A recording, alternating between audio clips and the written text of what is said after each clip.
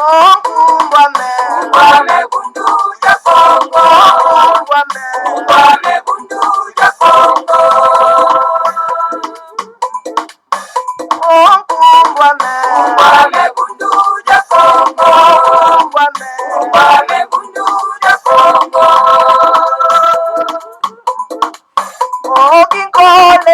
Kole kukongo ya mweniko.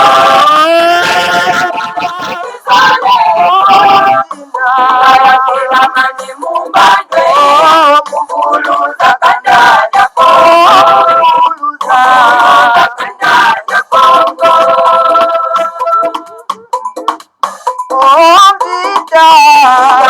Kongo ya mweniko.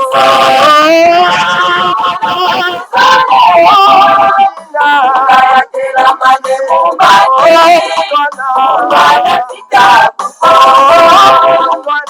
Wana kitabu Kongo.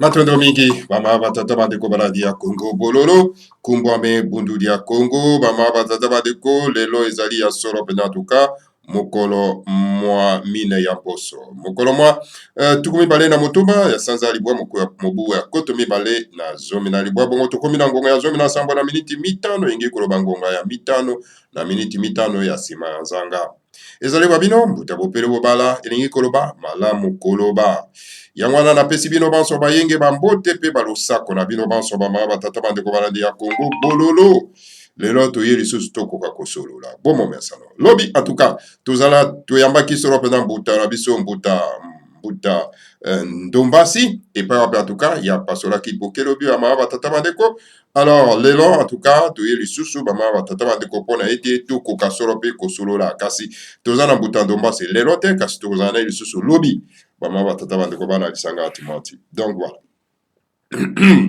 alors bolimbisi muke bama batata bandeko nazali tellement enrimé yango na bomoni ete voix ezali kobima malamu te alors donc yango ekosala te ke tokoka solo mpena toka koya mpona ete tokoka kosolola te bama batata bandeko.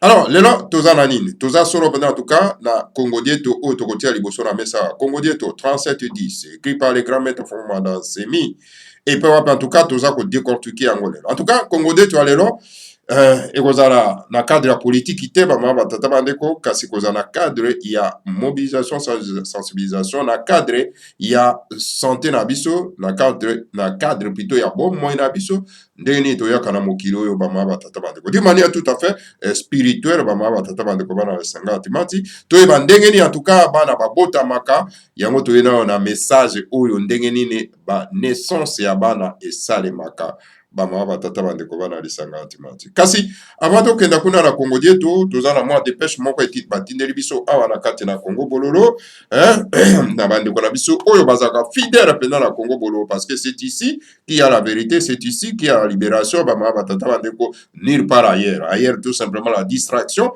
Alors ce qu'on dit distraction et voilà suivez distraction, c'est-à-dire que distraction ingol bane tilomba akei boye tilomba sali boye timbo ba boye boye oh il polite kanambe kuna oh songolo pakala. Donc voilà, ça c'est la distraction. Parce que quand on reste tout simplement à dénoncer et que nous n'avons pas vraiment instrument nécessaire qui permettent de porter aussi cette occupation, voilà, moins peu occupation quoi aussi les athées et qu'on perdurer encore davantage. Yangwana esenge kola na mateya oya solo et qu'on permette que to koka kotondi samananguya ou ko sala ete to ko bengana bapaya oyo baza ko renye na mboka na biso. Alors dépêche oyo batindeli biso avant tata bandeko na kati na Congo bololo ezolo bela biso likamba Belgique to ko tanga yango bama batata bandeko na lombango. La Belgique demande à la République démocratique du Congo la réhabilitation de ces investissements détruits pendant la réanisation et compte investir dans le réveil du géant, la Gécamine. Et toujours la Belgique demande à M. Chilombo, alias Félix, de mettre fin au contrat chinois qui appauvrit la population congolaise ainsi que son économie. 820 000 tonnes de cobalt sont extraits du Katanga chaque mois, sachant que la tonne est à 96 000 $ et non à 6 000 $ par tonne. La Belgique se demande comment expliquer que les pays demeurent toujours les pauvres de la planète. La Belgique tire la sonnette d'alarme. Il y a pillage au Congo et l'argent finit dans les poches des mafieux. Didier Reynders met le feu aux poudres et demande au peuple congolais d'aller poser la question à M. Hippolyte Kanambe alias Joseph Kabila. Comment, malgré les milliards gagnés et détournés au Congo, la guerre continue? La Belgique dit ouvertement si le Congo est pauvre, c'est à cause de Hippolyte Kanambe alias Kabila et sa troupe et amis dictateurs du Rwanda et Burundi.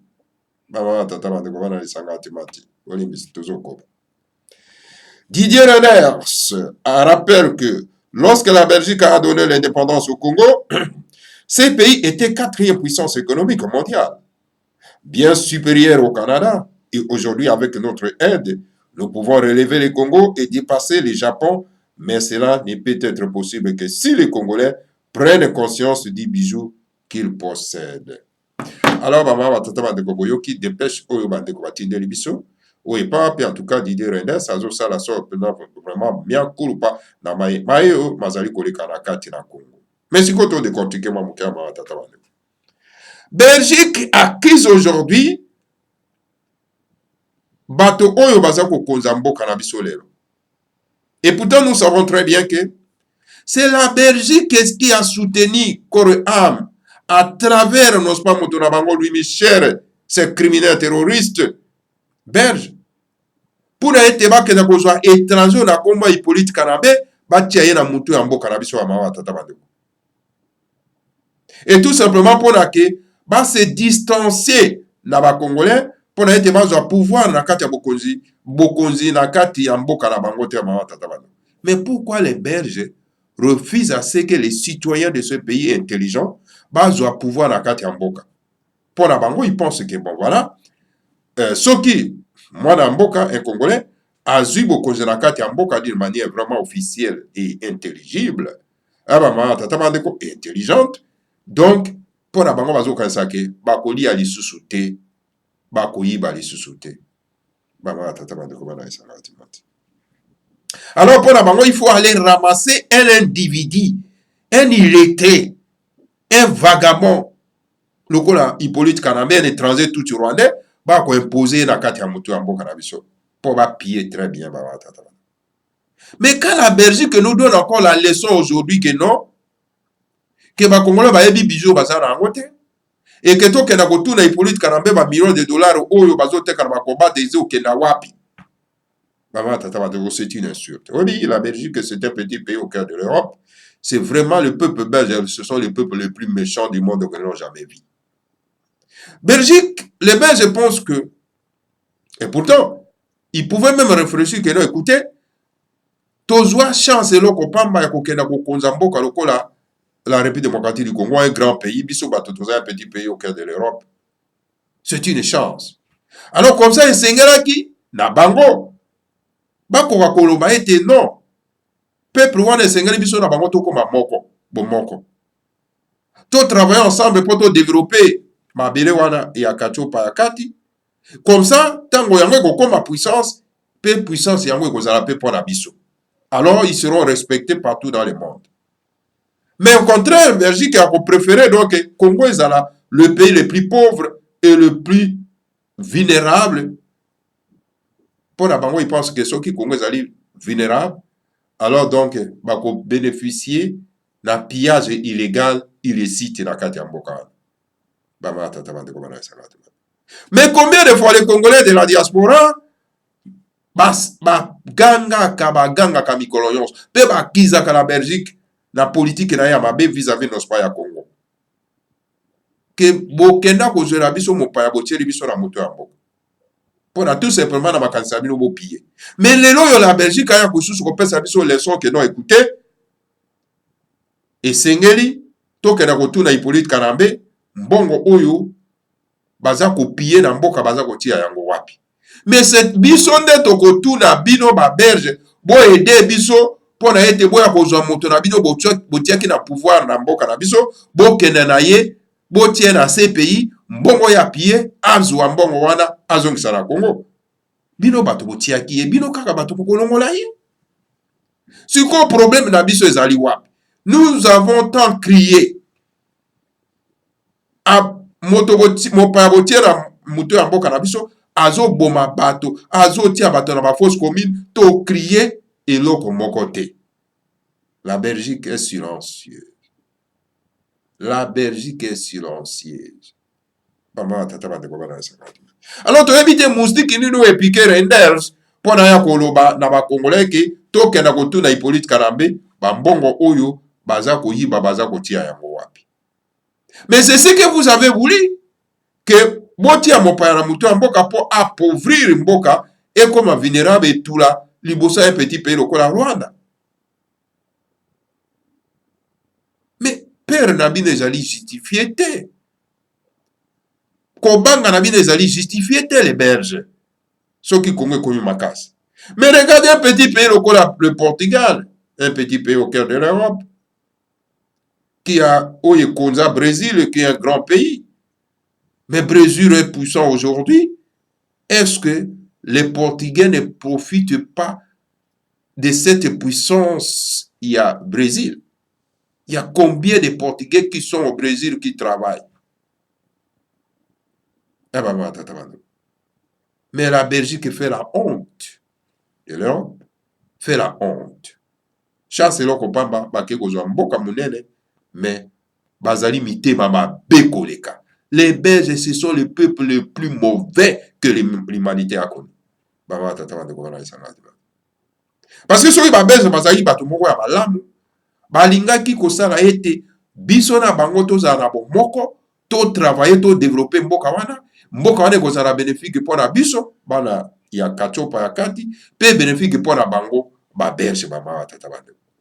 Mais tala mitema bango mabe bazo ko préférer kokenda ko travailler na bato lokola ba terroriste lokola ba Kagame pour que ba déstabiliser Congo comme beaucoup plus faible et que le Rwanda qui est un petit pays est comme plus fort que le Congo.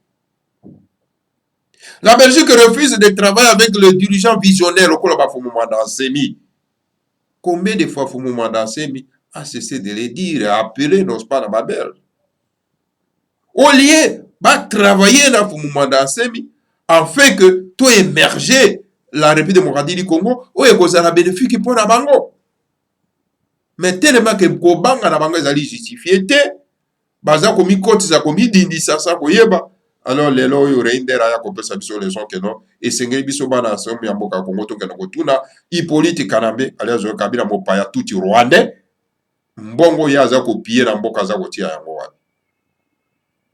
Alors bamawa tata bandeko bana esangati bati, c'est à vous de réfléchir là-dessus. Voilà le message dépêche oyo bandeko batindeli biso yango wana nga na fait que nasali tout simplement ko relier yango na bino bayimboka.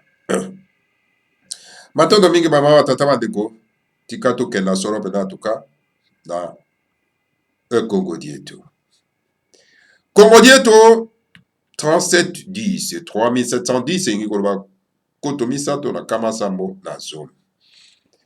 Kuna le grand maître Fumana Semi aza koteya. Le grand maître Fumana Semi abandi déjà pe koteya kuna na kati na Pumbu pona ba politicien alobi. Alors bandeko na biso baza na kati ya Pumbu pe na kati ya Congo dia foi na Congo de Angola, Cameroun bo profiter pona kokenda kozwa mateya ya ba politicien ya sika. Malheur kaka na biso bato toza mosika na Europe moyen to atteindre en tout cas ba science wana ekozala te kasi biso tokoprofite na bino bato boza kozwa kobénéficie yango gratuitement. Alors lelo toza koloba likambo etali mwana ndenge nini abotamaka. Émission ezali mingi mpona bamama mpe mpona bapapa na bamarie comme ba non marié tolanda yango mpenza na bokebi. C'est la volonté de Dieu. Ezali volonté hasard. Pour avoir un enfant, le Seigneur à Congo, c'est-à-dire notre Dieu, a voulu que l'homme puisse avoir des rapports sexuels avec sa femme. Au cours de ces rapports sexuels, les spermatozoïdes de l'homme sont projetés de l'avant pour rencontrer l'ovule de la femme. Lelo tozoloba science ndenge nini tobotamaka bamama mpe bapapa bamarie comme les non mariés bofanda bolanda Congo bololo na kitoko mingi. Omoni ke biso tosololaka makambo nyonso tabu ezalaka te awa tosololaka nyonso. Ena bandeko mosusu bayebisi ngai oh non mbuta bopele kotangaka bakongo dieto nyonso tu te oyo le grand maître Fumana Semi aza kokoma. Ah, cela veut dire que ngai mbuta bopele bobala na censuré bakongo dieto oyo le grand maître aza kokoma. Mais soki bino boza na confiance lisusu te na le grand maître Fumana Semi, mais ce n'est pas moi persuadé ngai nakoma pe na confiance te na le grand maître. Mais moi je reste consistant. Et moi, je reste vraiment donc imperturbable. Et puis, na ko pedrata confiance mukete na le grand maître Fumana Semi. J'ai la confiance na grand maître Fumana Semi à 1000%. Hein? Mais ceux qui ont perdre confiance dans le grand maître Fumana Semi, alors, battre non retraite, kena ko vanda, zela oya yo tout moi oyo kozela soko oya mokonini, alors comme ça bongo okoka kozela makomi ya kokoma bongo okoka kolanda yango. Mais aussi longtemps que biso tozana na ere oyo ekita timasa et que nous avons qu'un seul envoyé qui est là Fumana Semi et kaza kopesa oyo ezali na mesa esengeli biso topesa ngo na baimboka to censurer te. Mais soki makambo le grand maître Fumana Semi makomi yo moni yango mabe ou bien pasi parce que conscience na ezali muke parce que ozali na abruti ozo comprendre dans le côté mais tango ki abruti na yo kosila ndoko ya ko comprendre que non mais écoutez le grand maître Fumana Semi avait raison d'écrire. Alors le grand maître Fumana Semi alobi pona kozwa mwana. Alors donc, Nzambe apungu tulendo, wazali Nzambe na biso, asali aseke que moto, mobali, azal na ba rapport sexuel, na bolingo, na mwasi na ye. Na kati na bolingo wana na bango, oyo esalemaka na butu to na moi. Okomona kuna spermatozoïde, c'est-à-dire mai ya mobali, ekobima ekokɔta solo mpenza atuka na nzoto ya mwasi, esika oyo wapi yango ekokenda kokutana solo mpenza atuka na ovule oyo ezali solo mpenza atuka like oyo ezali na nzoto ya mwasi, mpona ete ekoka kosala moto. L'ovule ainsi fécondé va se développer et devenir le bébé en formation. Entre le 3e et 4e mois, le moine en incarnation descend sur la femme et vient prendre possession du corps du bébé. Alors, pour la première fois, le bébé bouge dans le ventre de sa mère. Donc, tango like wana oya mama ekutani solo pena na maya mobali, sikoyo ekomi na bomoko. Alors sikoyo ekomi ko se développer pona ete eya kokoma sikoyo na forme ya bébé ya mwana. Alors na yango entre sanza misato na sanza minei, elimo ya tata Nzambe apunctulendo ekoya sikoyo kokita na kati ya nzoto wana ya mwana oyo ezali en formation. Elimo ekoya sikoyo kokota na kati. E na ntango wana bamama batata bandeko, elimo ezwi possession ya bebe. Okomona na nsima na mbala ya liboso bokomona ete bebe akomi koningana na kati na libumu ya mwana, parce que elimo eye kokota na kati ya nzoto wana oyo papa na mama basangisi. Alors ntango elimo ekoti, bebe akomi kobouge.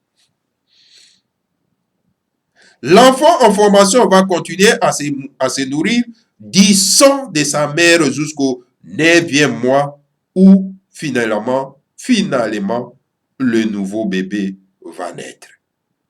Alors, tango elimo ezwi possession ya nzoto wana, mwana akomi solo pena tuka kokola na kati ya libumu, aza kokola na akomi eleisaka makila ya mama kino akokokisa sanza libwa, et finalement mwana koya kobotama bamama tata bandeko. Mais notez que puisque l'enfant en formation se nourrit du sang de sa mère, on doit tout faire pour que la mère ne soit pas sous-alimentée, sinon les bébés en formation, sinon les bébés en formation sera sous-alimenté. Notez que lors de la grossesse, il faut éviter tout problème qui met la femme en colère ou en détresse. Parce que lorsque la femme est en colère, son sang devient acide. Le sang acide de la femme est consommé par le bébé en formation. Il y a une prédisposition en colère qui va se transmettre au bébé. Voilà, c'est parce que dans un tellement enrhumé, l'essentiel gaga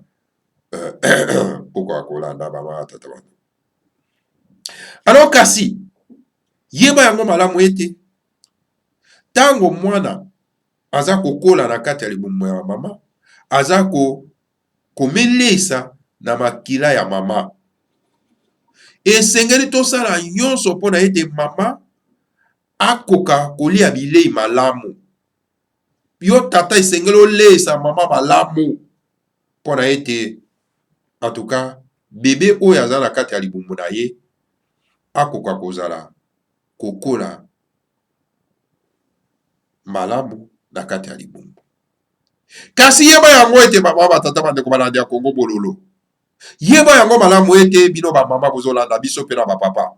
Papa soko oza na mwasi ntango aza na zemi, lesa ye malamu, evite aza na kanda. Alors esengeli koyeba ete na ntango ya zemi, il faut koevite par tous les moyens baproblème nyonso tu oyo ekotia solo ete mwasi na yo akoma na kanda mpe akoma na bastress. Pamba te ntango mwasi na yo akomi ntango aza na zemi mpe akomi chaque fois na bakanda parce que yo mobali ozokotia ye ozokopesa ye bakanda, alors makila oyo ya mwasi na yo oyo bebe azali komela, makila wana ekokoma acide, ekomi poison, ekomi mabe. Alors makila wana ntango ekomi acide, ekomi mabe, alors mama batata bandeko, mwana oyo aza kokola na kati ya libumu aza komela yango ezali mabe mpona mwana. Alors na ntango wana esengeli kozwa badisposition nyonso tu mpo ete mwasi akoka kozala na kanda te. Pamba te ntango akomi na kanda akomi komela makilo esili ebebi, ekozala donc pasi mpona bebe mpo mama akotransmettre makila oyo ebebi ekomi acide na mwana oyo aza na kati ya libumu. Alors bino bapapa bamama, bino baoyo en tout cas boza nano na bana na bino baza nano babebe, oyo boza nano basi na bino baza nano na babebe na libumu, bozwa mateya oyo sérieux, bozwa mateya oyo sérieux. Mama batata bandeko, esengeli tobota bana babotama malamu. Mama batata bandeko, yango na ntango mama aza na zembi, aza toujours na bakanda na bastress, alors ntango abotaka mwana, okomona mwana wana aza pe kaka kanda, pamba te mama na ye alesi ye makila oyo ekomaki deja acide likolo ya kosilikaka pamba na bastress. Il faut éviter tout problème qui amène la tristesse à la femme, car cette tristesse va affecter son sang et le sang va être consommé par les bébés en formation. Ça là par tous les moyens, tata na mama.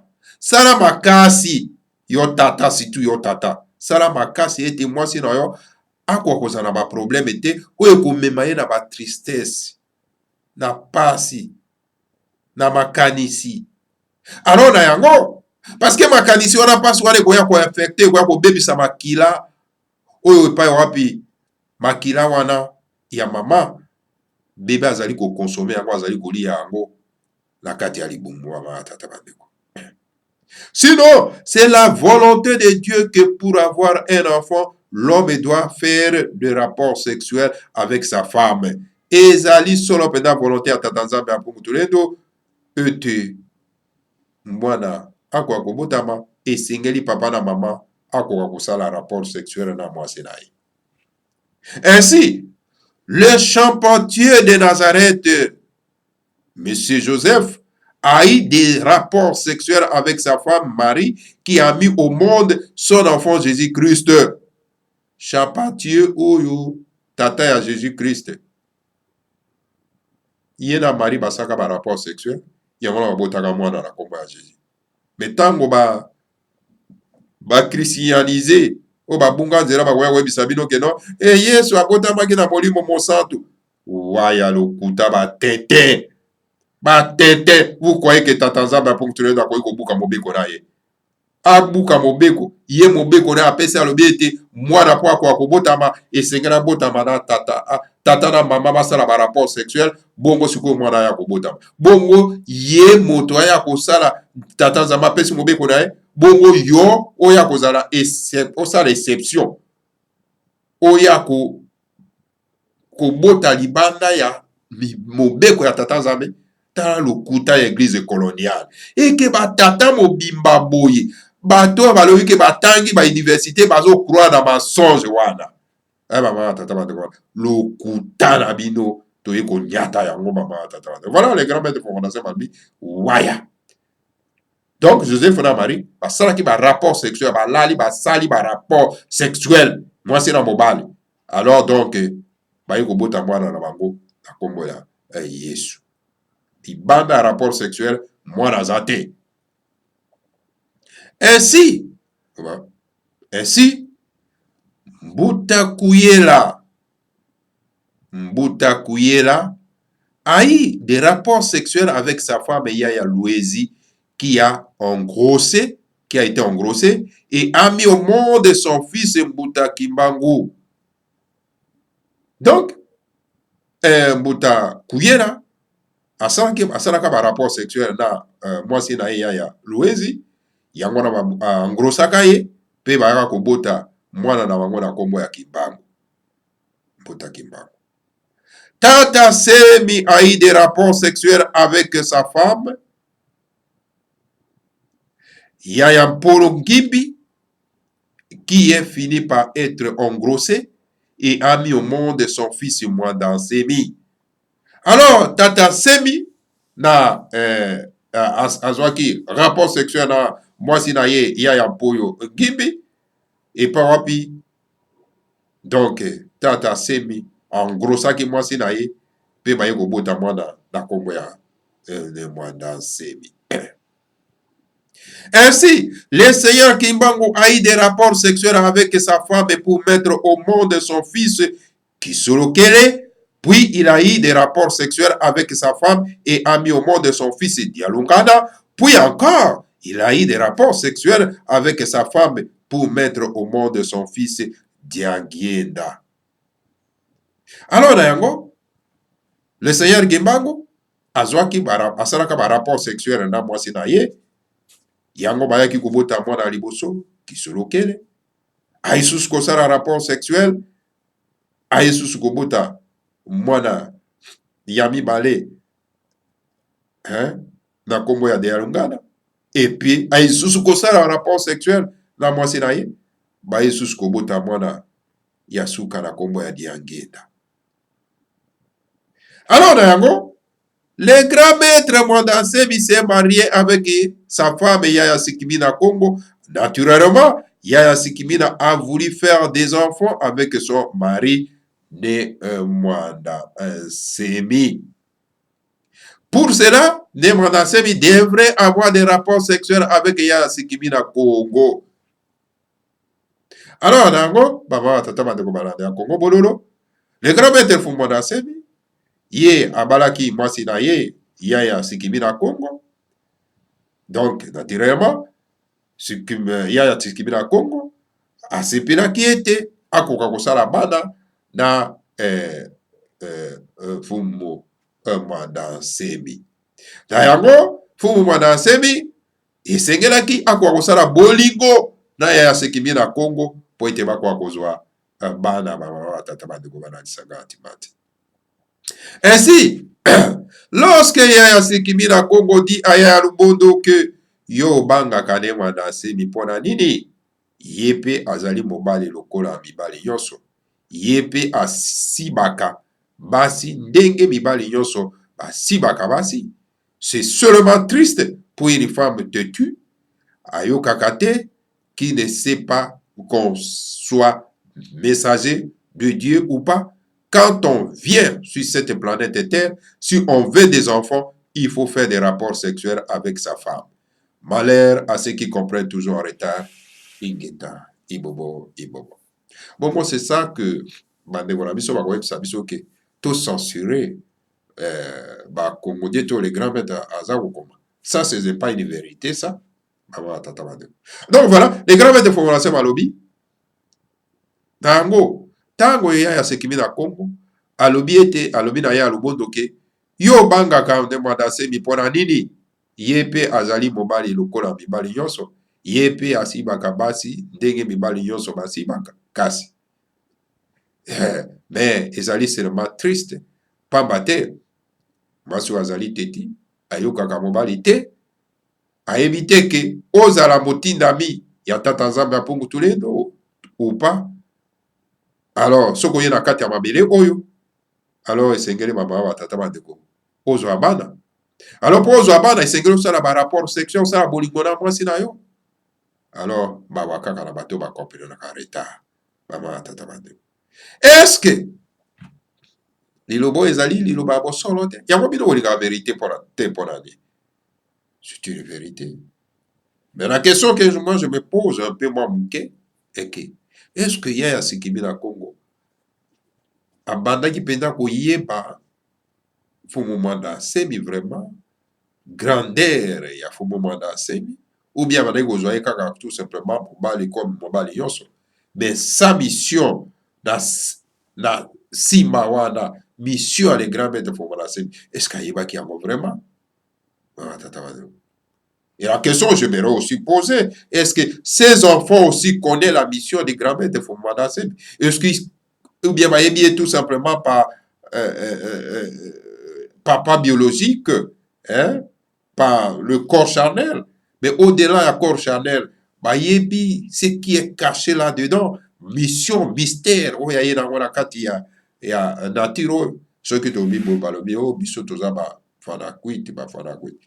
Mais comment koki kozala fanatique te na ndeko na yo, vous bozalaki ba fanatique ya Mobutu qui vous a rien laissé. Bozalaki ba fanatique ya étranger mopaya Hippolyte Karabe, oya tchebino na ba fausse commune.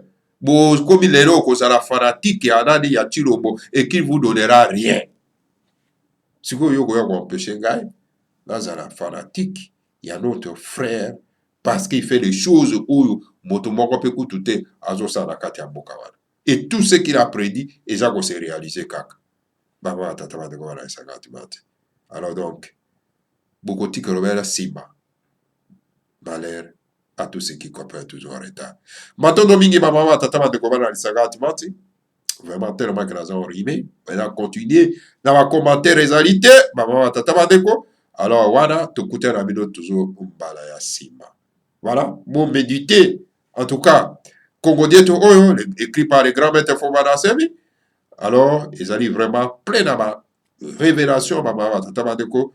Alors, bon partager en massivement dans ma imboka. Ils allaient éducation moko monene pour na ba oyo bazana na bana na ba bazana basi na bango bazana zemi pour na ba oyo bazako se préparer pour se marier pour bazo bana. Ils allaient éducation moko monene maman tata ba de ko parce que toligi tozwa société où ils allaient ko bota bana o bazali vraiment donc sain maman tata ba de ko bana esaka ba. Donc pour tozwa bana bazali sain et c'est que éviter ba biloko esalaka ki bana bako kozala sainte. Alors bate ya boui et ko sunga biso pour ete to kwa kobatela bana oyo bazali koya na kati na comprendre possession ya société na biso.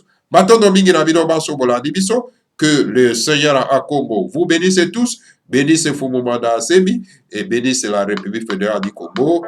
Igeta, Ibobo et Ibobo.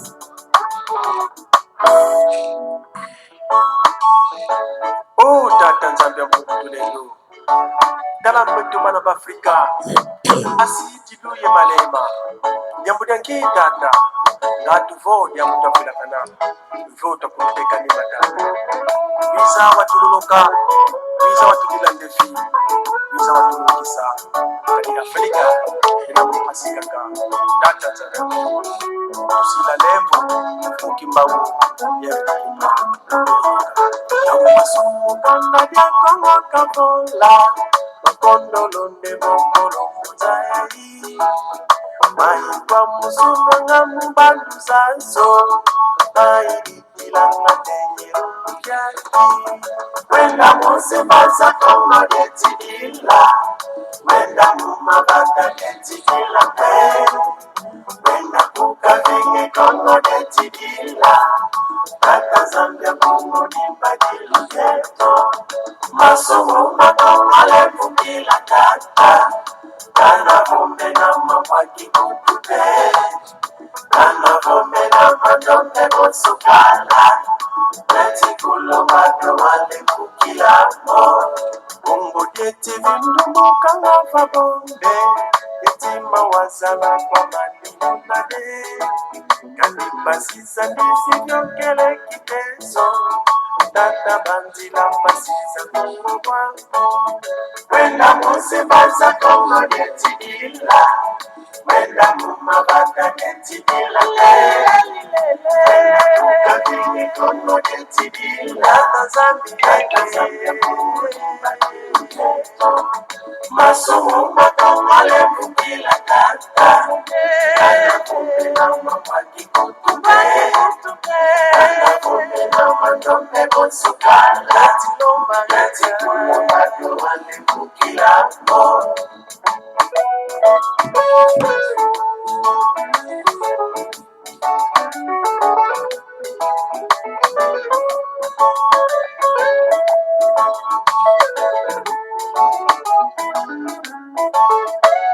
wamenga weti kubanga kukongo mbuwa manzanga mubumba wena pe nyamyo neti dilanga wakongo tata bana kongo kulusu ya lunga wenda musibaza kongo neti dila wenda mumabata neti dila Ukabini kongo neti dila Tazambi kongo neti dila Masumu makomale mbila tata Kana kumina mawaki kutuke Kana kumina matombe konsukala Tilomba tuwale mukila mo Tafutu muna kongo kuchabafa Yenze gansinga mamule kinkole Wanisa kongo vajandu kya kitino Okitima meto mina umakana Wenda muse maza kongo yeti ila Wenda mumabata yeti ila Wenda kukabili kongo yeti ila Kaka zambia kumuri bagilo geto Masumu makamale mukila tata Kana kumina mawaki kutuke Kana kumina matombe konsukala Gavana tadikova sunambangeni tadidilendi kubuka Ndungu nukakatilombeleko ne tata nzambi kadiki watufanga batutu wa Afrika Yenge mpa watufana ntutu Ndungu kabana Afrika